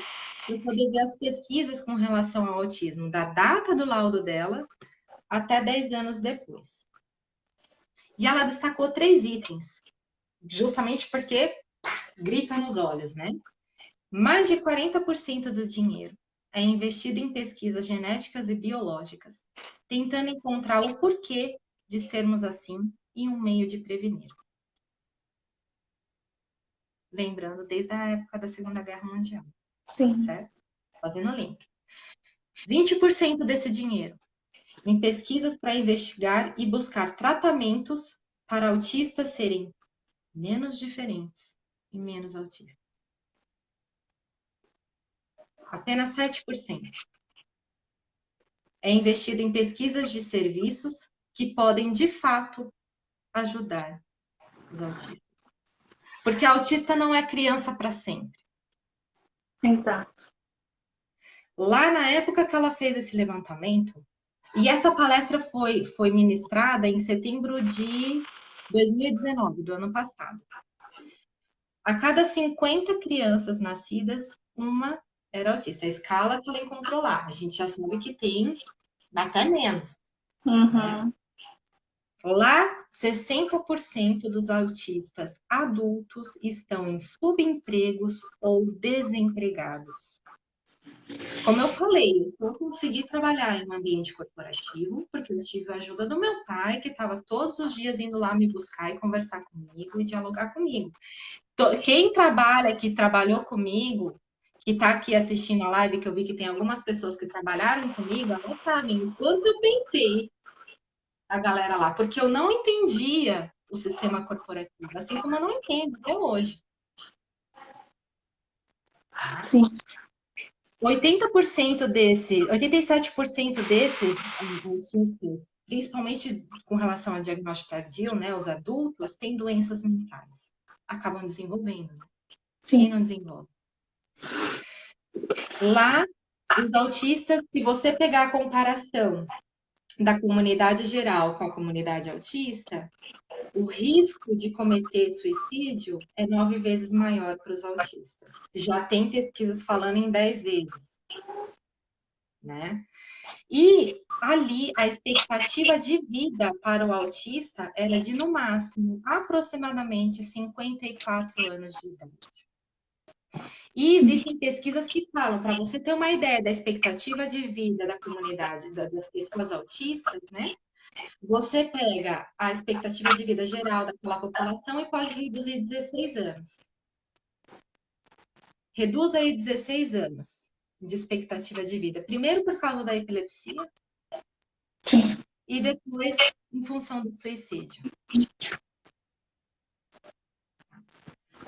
Bom, eu já acho que está tudo invertido. Eu acho que se a gente investisse na questão social para ajudar as pessoas, primeiro, aí sim nós íamos conseguir ver onde a gente teria que investir em terapias e onde a ciência ia de fato poder ajudar a gente. Não ficar com essa putaria que tem por aí. Exato. Bom, ela cita que em 2012 O Dr. Damian Newton, que é um pesquisador autista, propôs uma nova teoria para o autismo, que é a Double Empathy Problem, ou seja, o problema da dubiedade da empatia, né? Ele sugere que os autistas talvez não tenham um déficit social, que talvez os autistas se dessem melhor com outros autistas, né? E que, na verdade, ele não está dizendo que o neurotípico tem um problema. Ele está dizendo que neurotípico e autista têm uma forma de se comunicar que não encaixa entre si. Para os autistas, isso fez total sentido. Agora, para a galera que estava pesquisando já autismo, né, que é neurotípico, deu risada. Porque se eles admitissem que isso fosse verdade, quer dizer, tudo que eles já estudaram e entendiam de autismo, talvez estivesse fundamentado, embasado numa coisa errada. Sim. Mas teve uma galerinha ali que resolveu dar um voto de confiança pro cara. E quem coordenou isso foi a doutora Catherine Crampton, da Universidade de Edinburgh, e ela resolveu usar o telefone sem fio. Que é aquilo, né? Você joga a informação. A primeira pessoa tem que falar o melhor possível para chegar até o final. Então, começa sempre assim: eu comi uma maçã verde e ela estava gostosa. Aí o outro já fala: eu comi uma maçã verde, acho que ela estava gostosa. Aí o outro fala: eu não encontrei a maçã verde, não sei porque acho que estava gostoso. No final, a pessoa vai falar: eu fui no banheiro, fiz o 2 e esqueci de conferir que a descarga não funcionava. Bem doido. Então, como eles fizeram isso? Eles separaram em 3 grupos, tá? Um grupo só de pessoas autistas, um grupo de pessoas neurotípicas, né, normais, e um grupo com esses 2 misturados. Nos 2 primeiros grupos, a acurácia de informação foi praticamente 100%. No terceiro grupo, cagou geral. Né? Então, isso sugeriu o quê? Que, de fato, a gente tem um desencontro aí na maneira de se comunicar. Isso Sim. aqui eu tenho uma vivência, porque minha mãe, ela brincava assim, né, quando era meu pai. Sempre foi muito meu pai, minha mãe e eu, né? Então, meu pai e eu, a gente é muito rápido. Minha mãe fala, gente, fico perdida, não consigo acompanhar vocês dois. E aí, quando eu comecei a me relacionar com meu marido, que é o meu namorado, que virou meu noivo, que eu casei e tudo mais, ela falou, Rodolfo, é o nome dele, você não acha que eles dois estão de zoeira com a nossa cara? Você consegue acompanhar o que eles dois estão falando? E aí o Rodolfo falou, olha, dona Vânia, a senhora tem razão. Eu não entendo nada. Quando junta esses dois, eu não sei se eles estão falando sério, se é brincadeira, se tá de deboche com a minha cara. Mas é porque é muito rápido. Meu pai não precisa nem olhar para mim, eu já tô gargalhando. Eu já peguei o que ele quis dizer. E quando o meu filho, eu e o meu pai, então, a gente se estressa de ter que explicar o que precisa ser feito para minha mãe e para meu marido. Mas se tá só nós 3, não tem crise, né? E aí, ela termina dizendo que tá mais do que na hora da gente mudar o olhar para o autismo, né? Talvez menos estranho não é o melhor. Precisamos de serviços e suportes para nos ajudar ao longo da vida, respeitando o nosso ser autista, com pesquisas sendo lideradas por pessoas autistas para responder às pessoas autistas. Exato. Ou seja, a Terra é redonda e autismo não é tragédia. Exato. Autista precisa responder para autista. O autista precisa se entender, o autista entende o outro autista. Eu consigo me comunicar. E só eu sei quanto eu me preparei para estar falando hoje aqui com você. Sim. Eu hoje estou preparada para falar com você. Mas eu consigo entender o meu filho que não fala. Eu sei as necessidades dele. por mais que ele não seja como eu, e eu o respeito, tanto que todas as reuniões que eu já tive para poder falar com ele na escola e tudo mais, o meu filho esteve comigo. E quando ele me mostrava que ele queria ir embora, eu falava, gente, eu preciso encerrar a reunião, porque eu não quero ir embora. E ele falava, eu quero ir embora. Então, para as pessoas perceberem que o meu filho também vai falar por ele. Sim. Eu não vou falar por ele sempre. Eu não quero isso, né?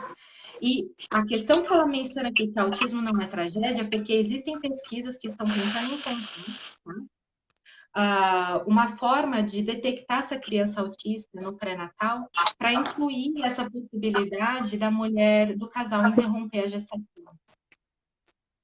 Sim. Eu não vou entrar no mérito de questão de aborto, tá? Não vou entrar nesse mérito, mas eu estou querendo só citar essa posição, né? Sim.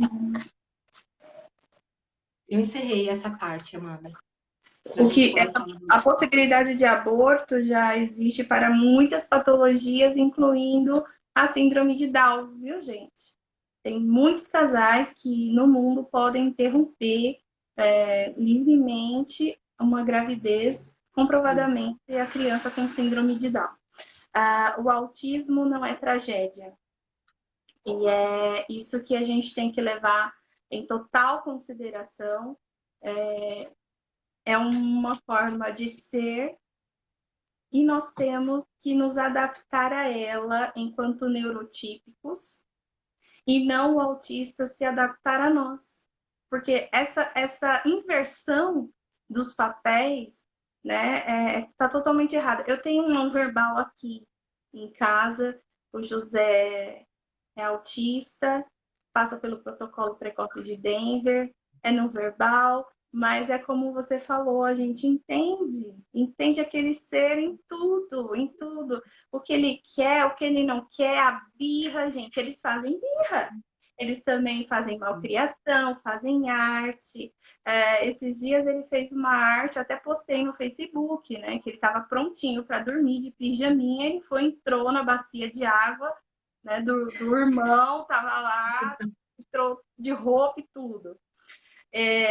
Então, é muito. E quando nós que trabalhamos com a parte terapêutica das crianças autistas, a nossa experiência também nos leva a entendê-los perfeitamente, né? O olhar, como a Elizabeth estava falando, né? O modo como se portar.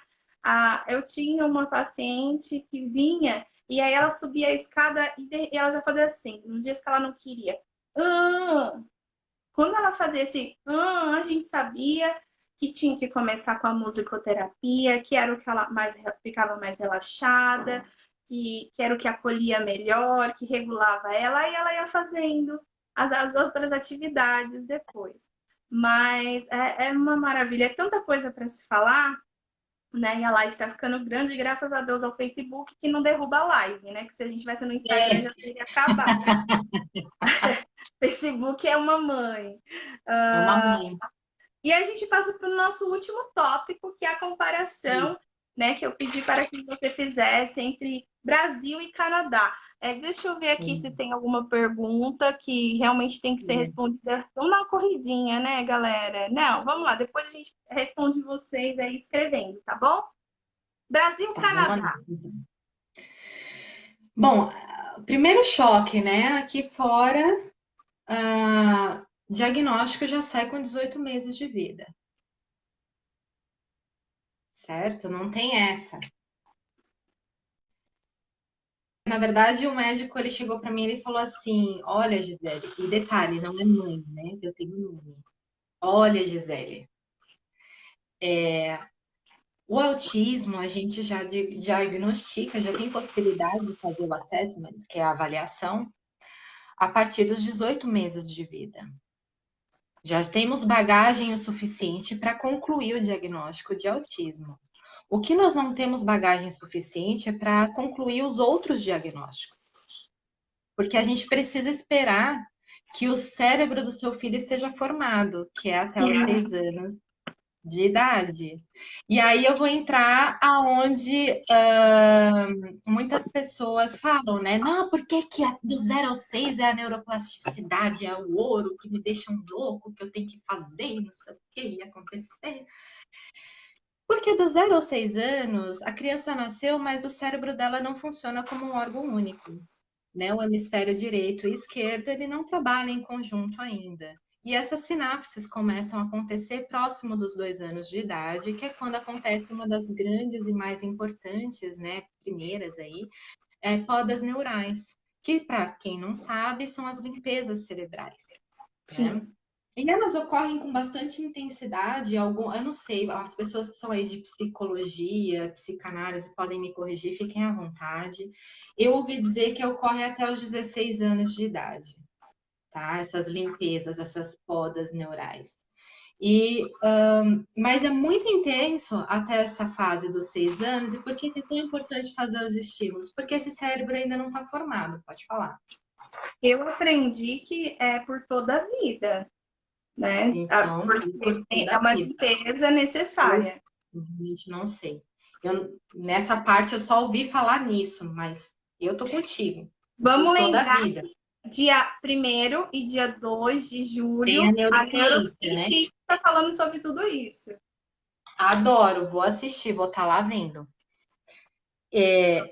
Então, quer dizer, até os 6 anos é importante, porque, por exemplo, essa criança, ela ainda não tem realmente questão de empatia, para eles é tudo muito literal, eles não entendem essa questão do tempo, né? Não tem, você fala, daqui a 5 minutos, uma criança até os 6 anos não entende o que é 5 minutos, né? Não entende o que é meia hora, 1 hora, para eles é tempo, bora lá, vamos fazer o que eu quiser, né? Então, assim, o que me assusta um pouco, porque quando eu comecei essa pesquisa com o Cauã, essa investigação com o Cauã, eu fui conversar com algumas pessoas do Brasil e, assim, mães esperando até os 5, 6 anos, porque o médico disse que não podia fechar o diagnóstico, que pessoas que conseguiram só com 9 anos de idade do filho, depois de percorrer não sei quantos profissionais, gente que foi conseguir só com 14 anos. Eu falei, meu Deus, eu tô minando a autoestima dessas mães. Eu parei de falar, porque eu fiquei chocada. E aí os filhos todos, né? Outro detalhe que o médico aqui também falou, Gisele, uma outra coisa que é importante você saber. Para autismo não tem medicação. O que nós temos é medicações que vai de acordo com a necessidade dessa pessoa. Sim. No entanto, aqui nós não fazemos a medicação, nós fazemos de tudo, tentamos de tudo que é possível e não damos medicamento antes que essa pessoa tenha o cérebro formado. Então, antes dos 6 anos de idade, não tem como eu sentar com você e falar de medicamento com seu filho. E não foi só o médico, tá? Especialista, foi o médico clínico que eu passei, foram todos os terapeutas que eu passei, que falaram exatamente isso para mim. Porque eles disseram assim, esses medicamentos, nós não temos estudos científicos para poder ver o resultado deles, do efeito deles a longo prazo no corpo dessa pessoa. Sim. E nós temos que tentar todas as bagagens possíveis de terapias, de estímulo, de vivência, para que essa pessoa possa desenvolver estratégias e não ficar dependente de uma medicação. Eu super concordei, que era o meu maior medo, porque quando eu também conversei com outras pessoas, todo mundo estava dando muito de remédio para as crianças, que eu falei, gente, precisa de uma agendinha, né? Porque é um para uma hora, um para outra coisa, um para não sei o quê. Eu fiquei assustadíssima. Muito assustada. Eu não estou dizendo que não há exceções. A gente tem Para que... condução, né, gente? não estou dizendo que não há exceções. Eu estou falando dentro da minha experiência, da minha realidade que eu encontrei, perfeito? Tá. E aí ele fala assim, aqui no Canadá tem uma coisa quando ele falou isso, ele falou assim, toma cuidado, porque nós temos muito charlatanismo, né? Então, bem aquela coisa, você vai começar a pesquisar mais sobre isso e às vezes vão começar a chegar umas conversas para você. Não acredite, não existe dieta milagrosa, não existe que o seu filho tem parasita na barriga, não existe que o seu filho tem, porque ele é autista, um problema gastrointestinal. O que existe é pesquisas científicas que mostram que na população autista há uma grande incidência de problemas gastrointestinais. Não significa que vai ser o seu caso.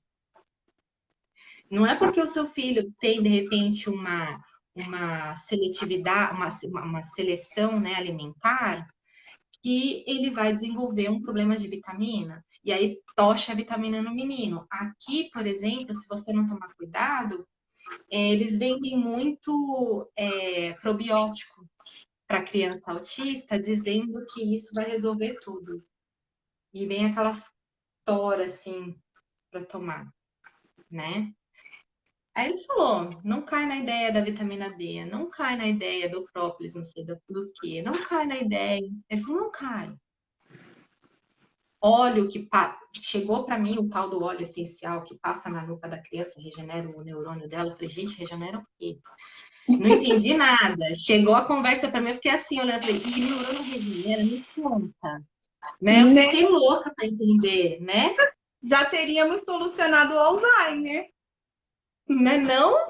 Que coisa, pra onde passa esse olhinho pra gente poder dar pro povo, gente? Onde é que é aqui de baixo, assim, ó? Fiquei com uma curiosidade tremenda. Mas assim, né? E o MMS, que é outra coisa terrível, que nada mais é do que dióxido de cloro, né?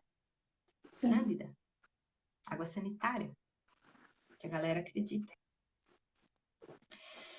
Então, assim, ele conversou muito comigo, né? E ele me deu todo o arcabouço da onde eu tinha que correr. Porque aqui no Canadá a gente tem apoio financeiro independente de você ter um filho deficiente. Então, em cada província que você mora, se você tiver um filho, eles vão pagar um valor para você, para esse filho, para que você possa cuidar dessa criança. Ou seja, é um valor que você vai usar para pagar fralda, para fazer o enxoval da criança, seja o que for. E se você tem um filho deficiente e esse diagnóstico, né, foi dado do 0 até os 6 anos, é quando eles investem mais, você recebe mais uma grana do governo para poder Igual. cuidar. Poxa, Aí igualzinho. no Brasil eu só sei do benefício de prestação continuada, né, que é um direito para pessoas que têm incapacidade de trabalho comprovada, mas eu não sei se entra criança, se vai com LOAS, que é o tal do LOAS, né? Boas, entra. Mas é o único benefício, é difícil conseguir. E também a gente cai naquele engodo do brasileiro. Tem muita gente que não precisa recebendo e muita gente que precisa não recebendo. E o Bolsa Família, que aí tenta ajudar de alguma maneira, né? Então, aqui não, aqui a gente tem isso e ainda tem um plano para você abrir uma conta bancária para essa pessoa, que você investe, o governo investe o dobro. Você investe um valor, o governo vai lá e investe o dobro. Para que quando essa pessoa crescer, ela possa ter como se sustentar, tá? Tem também outros projetos para você fazer, várias coisas aqui bem legal nesse aspecto. Isso assim, cada província muda, tá? Eu tô falando da província que eu estou, não sei direito como funciona numa outra. O que eu sei é que existem outras duas províncias aqui, uma Saskatchewan, a outra eu não lembro direito qual que é. Eu tenho anotado, depois eu posso colocar também aí no escrito na live, que tem um plano melhor para autistas adultos, tá? Porque algumas são melhores com relação à criança e adolescente, outras têm uma visibilidade maior. Inclusive aqui no Canadá, se você jogar no Google, tem uma cidade que é só de autistas. Muito legal, o documentário deles é bárbaro, bárbaro, bárbaro. Muito legal. Já E quero. assim, é lindo, você vai adorar. E assim, uma coisa que eu achei assim chocante é que todo o local aqui de comunidade tem um serviço comunitário. Então a gente tem muito essa ideia da comunidade, né? Então, independente de você ter um filho deficiente ou não, você tem ali um serviço onde você vai para receber esses pais novos, para você lidar com a maternidade, falar do puerpério, falar da amamentação, falar dos cuidados do casal e ter onde essa criança vai começar a interação, e aí ela já tem contato com fonoaudiologia, já tem contato com terapeuta ocupacional, já tem contato com nutricionista, se você precisar, tem contato com um consultor que vai te levar para a melhor escola que atende ali as suas necessidades, que foi o que aconteceu comigo, né? Então, ainda mais que quando eles descobrem que seu filho é uma pessoa deficiente. Aí eles te dão todo esse suporte, né? E eu trabalhei, inclusive, num plano individual, que para vocês aí é o PEI, né? Plano Educacional Individual para o Cauã, aqui, já na creche. Que a creche aqui, ela é paga, só que como eu tinha já o diagnóstico dele, o governo me deu, né? Eu não paguei. E eu tive essa consultora da comunidade para ir comigo conhecer a escola, conversar com a diretora, conversar com as auxiliares de sala, conversar com a professora da sala sobre o plano, apresentar o plano, tirar foto de todos os ambientes para poder prepará-lo. Eles me autorizaram a fazer isso, né? E essa consultora fazia visitas periódicas ao meu filho para poder ver como ele estava no ambiente, fazendo todas as adaptações necessárias. Então, ele ganhou cadeira para poder, né, se autorregular, todos os brinquedos de iluminação, de estique puxa e pula-pula, tudo que você pode imaginar, ele ganhou, né? Tiraram foto dele no ambiente, revelaram e fizeram o pack dele individualizado com ele na escola. E detalhe, porque veio a pandemia e eu falei que eu ia mudar de cidade, né? E eles falaram assim, Gisele, se você quiser, a gente te dá todo o material do Cauã. Eu recusei, porque eu falei, não, usem com outra criança, porque eu tenho condições de comprar isso para o meu filho. Uau. Tá? Então, assim, agora que o Cauã vai entrar na escola regular, eu já tive reunião com o School Board, que seria a Secretaria da Educação, digamos assim, para fazer um comparativo, tá? Seria a Secretaria da Educação. Então, teve um representante da Secretaria da Educação, a professora da sala regular, a professora do ensino especializado, que seria o AEE, aí de vocês, e um terapeuta. 4 pessoas para conversar comigo para conhecer meu filho. 40 minutos de conversa. Eu falei tanto que uma hora até parei de falar para ver se a ligação não tinha caído, né? Você viu que eu sou um pouco prolixa. E aí, eu falei, tá tudo bem, gente? Ela falou, não, que tá as 4 anotando o que você tá falando do seu filho.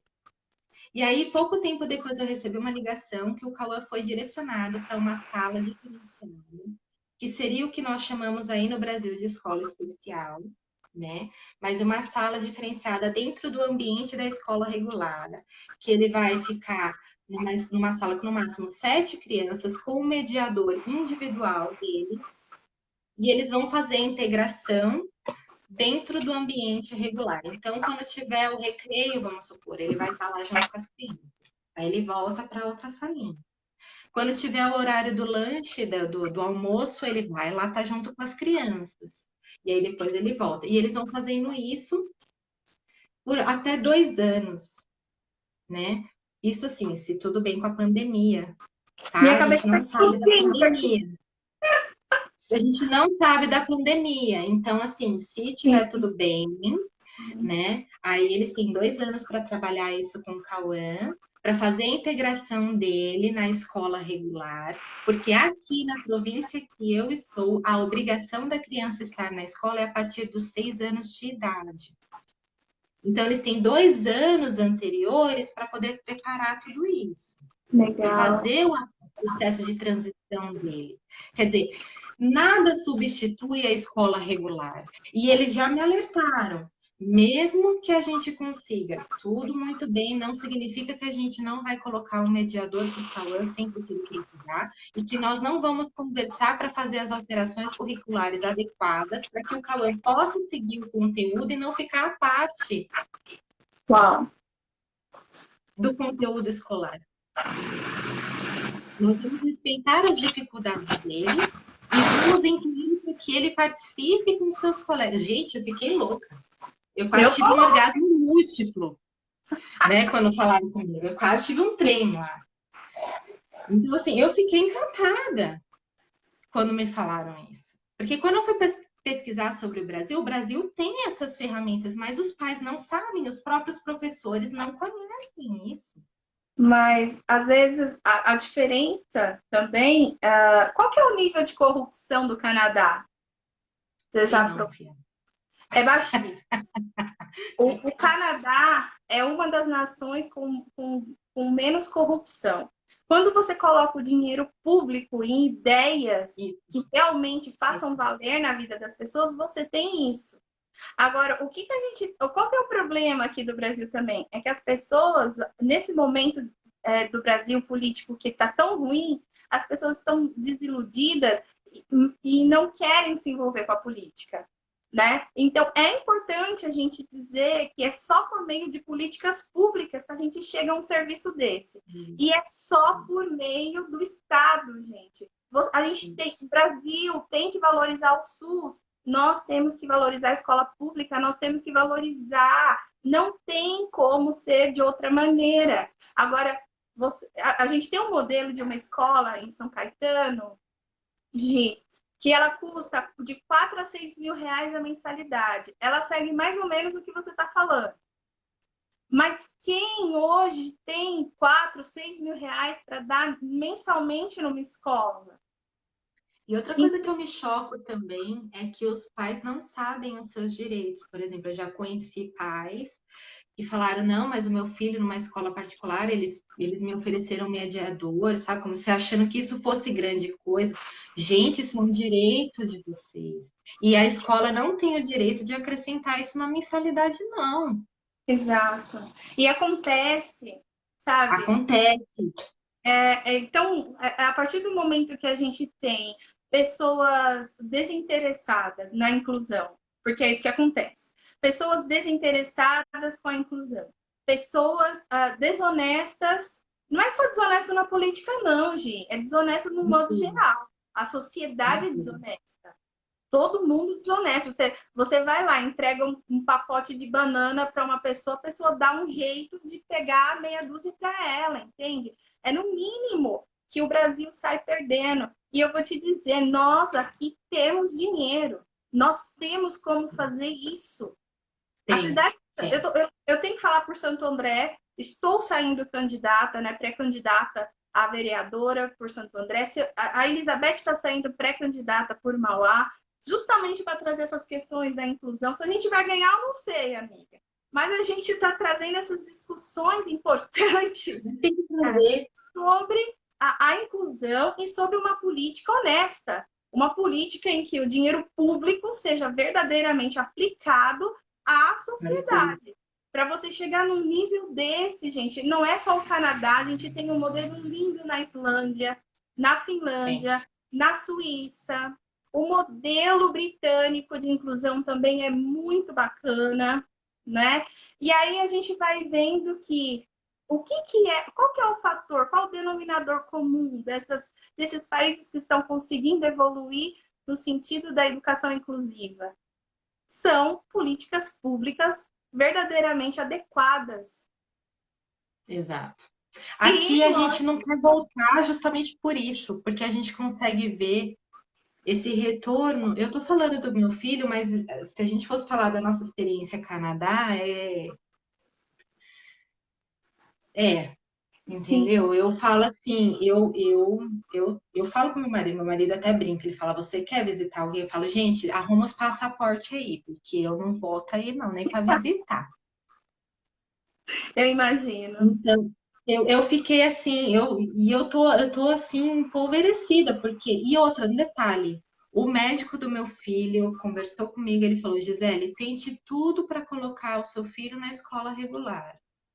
Mas se não der certo, nós temos escolas espalhadas com o método Sunrise. Oh, meu pai! São escolas que só utilizam esse método, quase como uma Montessori. Sim, oh meu Deus! Ele falou: se você não conseguir, vai para essas escolas, elas estão espalhadas. Menina, eu fiquei encantada, eu tô apaixonada. Eu tô E assim, apaixonada. Posso ir aí? Me adota? ó, venha, venha, venha. Não. Eu tô encantada, assim, eu diria que tudo que a gente tem aqui, eu falo, às vezes o pessoal fala assim, ah, mas o Canadá, quem que é o Canadá? Né? O Canadá, ele não tem a mesma quantidade populacional do Brasil, com certeza não. Se você Não. pega a população total do Canadá, é 8 milhões a menos do que tem no estado de São Paulo. Sim. Chocante, né? Óbvio, mas dá para fazer isso aí? Dá. Olha aqui o que a Beth fala, ó. Tem que ter projeto de lei, opa, para serviço de qualidade. Quando, eu não consigo ler, como, quando temos lá na Quando praia. temos lá na Unesp, com equipe Inter dando apoio efetivo à educação com currículo adaptado e funcional. É isso. A gente tem um modelo. A gente tem um modelo, só que a Praesp é um aquário e nós precisamos de um oceano, né? Por isso que é importante que pessoas como nós falemos com outras pessoas que estão ou não engajadas com a causa. Eu sou mais bem recebida, sabe, com pessoas que não têm uma ligação direta com a inclusão do que pessoas que têm. É a grande verdade. Mas eu enxergo como missão de vida, também diante das minhas limitações, que são enormes, conseguir trazer informação para o maior número de pessoas possíveis que eu conseguir a respeito de inclusão, de políticas públicas voltadas para a inclusão e de um serviço de currículo adaptado e funcional para o autista, para o síndrome de Down, né, para Para todo tantos mundo. outros A que gente não fala só por um, né? A gente está falando pela neurodiversidade inteira, é a população toda. E vamos ensinar as crianças que não é o normal não é ser igual, que o normal é ser diferente, tá tudo bem. Né? É o que Exato, a mamãe da lagarta vira-polpa fala, e ela tá certa, que a mamãe tagarela fala, todo mundo tá aí falando. exato. Tá mais do que na hora da gente falar isso e fazer É, isso. exato. Eu te agradeço demais por você ter falado Eu que comigo. agradeço. Foi uma Eu vou live deixar que tudo isso aí na sua escrito, onde eu peguei as fontes, da Cielo, do Introvertendo, eu vou colocar tudo, só para você ficar feliz. A Inglaterra está fazendo agora está adaptando mais ainda, né? Um novo método de diagnóstico para adultos, com 31 tópicos. Vamos ver se vai sair aí, principalmente baseado nas mulheres. Vamos ver se vai sair aí agora. eu tenho falado dele já ontem. Esqueci de citar o Chile, né? Vamos falar de América Latina. O Isso, Chile também tem um programa de inclusão muito bom, muito legal. com salas de aulas de integração sensorial, gente, é incrível. Gi, muito Eu que obrigada. agradeço. Foi Muito uma obrigada por aula, né? Foi assim, eu espero que muita gente veja, vale muito a pena, mesmo com a minha pereba aqui, vocês assistirem essa live de novo. E é para estudar, vale para profissional, para pai, para mãe, para todo mundo. E eu espero você de volta aqui. E como você beleza. não vai voltar para o Brasil, né? Lógico que eu queria você aqui na Episteme com a gente. Como não vai acontecer, aí eu vou ficar te namorando assim à distância. Pode me namorar, gente. Você já tem o meu WhatsApp, você tem o meu Facebook. Conversa, a gente vai se falando, Amanda. O carinho é recíproco. Eu te conheci através da Carla, e me apresentou a Episteme, e aí eu fui assistir a sua live com a Elizabeth. Mas assim, prazer é todo meu. Toda A sorte internet do mundo para já isso veio. aí que vocês Valeu. estão fazendo. Muito obrigada e a internet trazendo coisas boas para nós, a pandemia trazendo. Um beijo, É. ó. Um beijo no pequeno, um Beijo. beijo no seu pai. Eu sei que você teve aí uma equipe de apoio para fazer essa Sim, live. Desculpa qualquer desconforto que a gente possa ter te causado. tudo E bem, tranquilo. muito, muito obrigada, de todo coração. E volta, tá? Volto, me chama que eu volto. Beijão para vocês. Tchau, tchau. Obrigada. Tchau.